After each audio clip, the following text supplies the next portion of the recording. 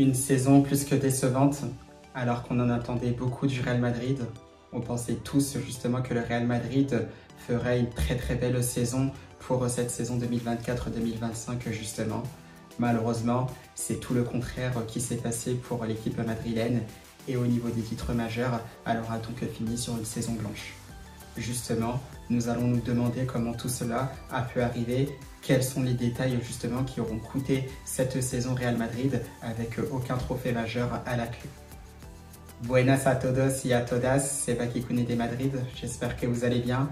On se retrouve pour une édition spéciale à propos du Real Madrid puisque nous allons revenir sur les moindres détails sur justement cet échec madrilène lors de cette saison 2024-2025. C'est vrai que c'est une édition qui se fera donc sur plusieurs épisodes. On va commencer justement par ce premier épisode d'une dizaine de minutes avec justement 2 chapitres qui seront peut-être les éléments clés de cette déconvenue madrilène du fait justement que le Real Madrid a loupé cette saison 2024-2025. Ça passe tout d'abord par le cas entre guillemets Carlo Ancelotti et vous comprendrez pourquoi.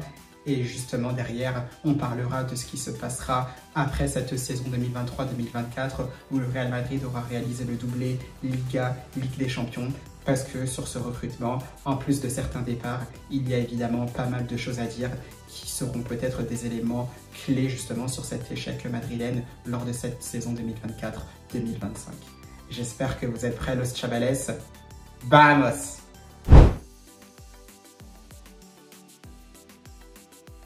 Eh bien, los chavales, quel plaisir de vous retrouver donc pour cette vidéo un peu spéciale qui se fera donc sur plusieurs épisodes. Donc finalement, ce sera peut-être 3-4. Donc on va essayer d'y aller donc une fois par semaine. Justement, on va commencer avec ce premier chapitre. Donc comme je l'ai cité notamment il y a quelques secondes, c'est bien évidemment le cas Ancelotti. Parce qu'on se souvient très bien sûr, le Real Madrid était sorti d'une saison très enthousiasmante, d'une saison 2023-2024 qui s'était très bien terminée avec ce doublé Liga, Ligue des Champions. C'était d'ailleurs aussi la première saison de Jude Bellingham au Real Madrid. C'était la première saison du Real Madrid également sans Karim Benzema. Et justement, les Madrilènes se sont plus que bien sortis. Ils ont remporté donc ce doublé Liga, Ligue des Champions. Alors qu'on s'en souvient très bien, au début de saison, on ne donnait pas très cher justement de la peau de cette équipe merengue parce qu'elle ne s'était pas vraiment renforcée. On n'avait pas vraiment pris d'attaquant titulaire, un vrai numéro 9 pour pallier le départ de Karim Benzema. Il y avait eu cette arrivée de Jude Bellingham, il y avait eu cette arrivée de Rosselló justement qui aura été extrêmement décisif dans la deuxième partie de saison de cette équipe du Real Madrid là. Donc voilà, c'est une saison qui se finit très bien. Et justement, j'en viens à ce cas Carlo Ancelotti parce qu'on le sait notamment sur tous les passages du coach italien au Real Madrid. C'est un Carlo Ancelotti qui réussit une fois sur 2 donc ses saisons au Real Madrid. Il n'y a justement qu'à voir ces statistiques. Donc, il y a les chiffres qui parlent pour eux-mêmes, tout simplement. Il y a cette arrivée de Carlo Ancelotti dans un premier temps à la tête du Real Madrid en 2013-2014. Il reprend donc cette équipe du Real Madrid laissée par José Mourinho avec cette arrivée notamment de Gareth Bale. Il y a eu aussi ce départ de Mesut Özil. Isco aussi était arrivé notamment du côté du Real Madrid. C'est un Carlo Ancelotti qui réussit presque tout. Il manquera que la Liga à ce Real Madrid-là, mais c'est un Real Madrid qui est phénoménal dans le jeu. Ça se projette très vite. Il y a beaucoup de versatilité dans ce jeu-là. Donc bien évidemment, c'était Ancelotti qui réussit cette saison-là, 2013-2014. Il semblerait que lors de la saison suivante, c'est un Real Madrid qui paraît aussi beaucoup plus fort, avec notamment l'arrivée de James Rodriguez en provenance de l'AS Monaco. Par contre, en contrepartie, c'est un Ángel Di María qui va quitter donc le Real Madrid pour rejoindre Manchester United. Et on le sait parce qu'il y avait déjà pas mal de différences entre ces deux-là, que ce soit entre Di María et James Rodriguez. C'est pas forcément le même football. On sait que c'est un Ángel Di María qui avait beaucoup plus de volume de jeu justement. Et justement, on n'a pas assuré cet équilibre côté Real Madrid. Un équilibre aussi qu'assurait Xabi Alonso justement, nouvel entraîneur du Real Madrid qui aura rejoint le Bayern Munich de Pep Guardiola juste derrière. Donc on se retrouvait notamment avec Kroos, Modric et James Rodriguez. Donc ce qui faisait qu'il n'y avait pas d'équilibre, personne pour assurer notamment l'équilibre défensif de cette équipe du Real Madrid là. Et justement, au fur et à mesure, c'est un Real Madrid qui va s'écrouler et qui va faire d'ailleurs une saison blanche au niveau des titres majeurs. Donc voilà, là on se rend compte tout de suite que c'est un Carlo Ancelotti qui fait une saison sur 2. Donc justement, après cette saison manquée, il sera bien évidemment remercié par les dirigeants madrilènes. Il quittera le Real Madrid avant de revenir justement en 2021-2022 pour prendre la succession de Zinedine Zidane. Parce que le Real Madrid aussi de Zidane, c'était une saison sur 2 également. On le voit parce que Zinedine Zidane arrive en 2015-2016. Il prend la succession de Rafa Benitez avec qui ça se passait très très mal. Et justement, c'est un Real Madrid qui va parvenir à remporter une Ligue des Champions.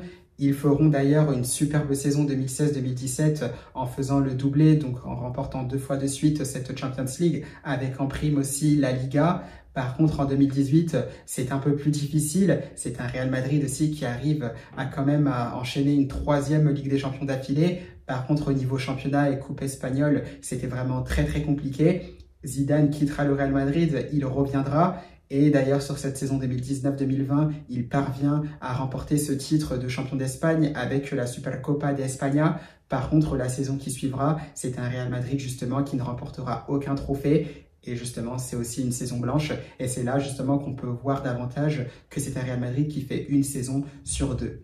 Il y a aussi donc cette arrivée de Carlo Ancelotti. Donc Carlo Ancelotti qui connaissait très très bien le Real Madrid puisqu'il y était quelques années auparavant. Il remporte quasiment tout donc pour son retour en 2021-2022, notamment la Supercopa de España, la Liga et bien sûr la Champions League avec une saison stratosphérique de Karim Benzema. Et derrière, malheureusement, la saison 2022-2023, c'est une saison peu convaincante du Real Madrid, même s'ils arrivent quand même à gagner cette Supercopa d'España. Mais on sent c'est beaucoup moins bien dans le jeu. Et justement, on sent que c'est un peu une fois sur 2 pour le Real Madrid. La saison suivante, qu'est-ce qui se passe? C'est justement un Real Madrid aussi beaucoup plus convaincant à la surprise générale, parce qu'au niveau des départs, notamment celui de Karim Benzema, qui n'était pas forcément remplacé, on s'est dit que ça peut être un peu plus difficile pour le Real Madrid. Finalement, non, ils auront surpris tout leur monde et ils auront remporté justement la Liga et la Ligue des Champions une fois de plus. Et c'est là qu'on se rend compte justement qu'avec ce Real Madrid-là, surtout sous l'ère Ancelotti, c'est une fois sur 2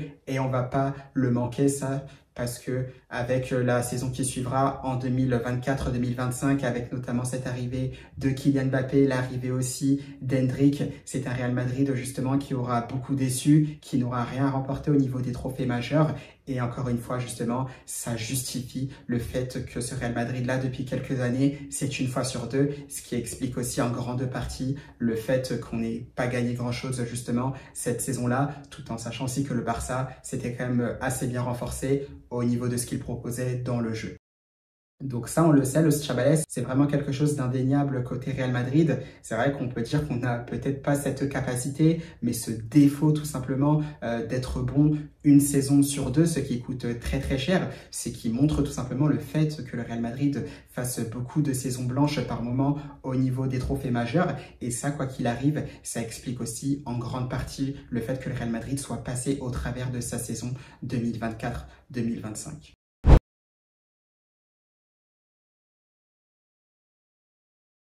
Ensuite, par rapport à ça, on le sait, il y a donc cette deuxième partie, donc la partie bien sûr mercato, renforcement de cet effectif madrilène, puisque tout se passe bien justement dans cet effectif du Real Madrid en 2023-2024, un Real Madrid qui a réalisé un doublé, voire même un triplé si on peut dire ça comme ça, Supercopa de España, Liga et bien sûr Champions League avec un Vinicius Junior stratosphérique, un Jude Bellingham aussi très très fort, Rodrigo Goes aussi l'a été, pareil pour Toni Kroos ou encore Dani Carvajal, même Nacho Fernandez, c'est vraiment tout un effectif du Real Madrid qui aura été prépondérant, ce qui leur a permis aussi de réaliser cette superbe saison 2023-2024, alors que les Madrilènes justement n'étaient pas attendus à ce niveau-là.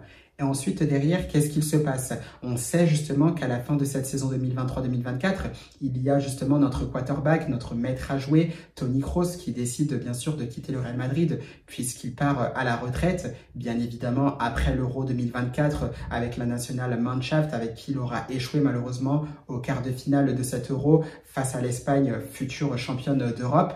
Donc l'ESS, c'est un grand joueur, un des meilleurs métronomes que l'histoire du football ait connu, que le Real Madrid perd. On se dit à ce moment-là, est-ce qu'il sera nécessaire évidemment de le remplacer? Objectivement parlant et bien sûr inconsciemment, nous le savons tous que Toni Kroos doit être remplacé. On voit que les jours du mercato passent, on voit tout simplement que Kylian Mbappé signe au Real Madrid, Endrick rejoint bien sûr le Real Madrid, et derrière on se dit, est-ce qu'il va y avoir une recrue? Est-ce qu'on pense réellement à remplacer Toni Kroos? Plus les jours passent dans ce mercato-là et on voit que finalement non, donc on sait c'est un Real Madrid qui se déséquilibre un peu donc dans son 11 de départ. Et évidemment, il y a peut-être eu des rumeurs comme quoi c'était la faute de Kylian Mbappé, que ça déséquilibrait l'effectif du Real Madrid. Je ne pense pas parce que tous les trous, on va dire, dans ce manque de joueurs, peut-être au milieu de terrain, n'a pas forcément été comblé au Real Madrid. On l'a vu notamment sur l'ensemble de cette saison-là. C'est un effectif du Real Madrid, une équipe du moins sur le terrain qui était facilement déséquilibrée, notamment entre l'attaque et le milieu de terrain. Il y avait un problème au niveau des régulations des postes et des rôles sur le terrain, ce qui explique aussi en grande partie tout cela. Donc voilà, c'est vraiment un tout, vraiment le fait de ne pas avoir recruté aussi à d'autres points clés justement de cette équipe-là et justement peut-être aussi au niveau de la gestion donc de l'effectif, qu'est-ce qu'on propose avec ce nouveau Real Madrid-là, sachant qu'il y avait le fait que le Real Madrid est bon qu'une fois sur deux. Ça, ce sont des choses aussi qui coûtent vraiment très très cher et ça pour le coup, ça leur a donc coûté vraiment hyper cher à ce Real Madrid-là qui aura donc fini avec une saison blanche. Donc voilà, Los Chavales, ce sont des choses qui expliquent aussi tout ça. Donc dans un premier temps, le fait que le Real Madrid fasse une bonne saison, donc une fois sur deux.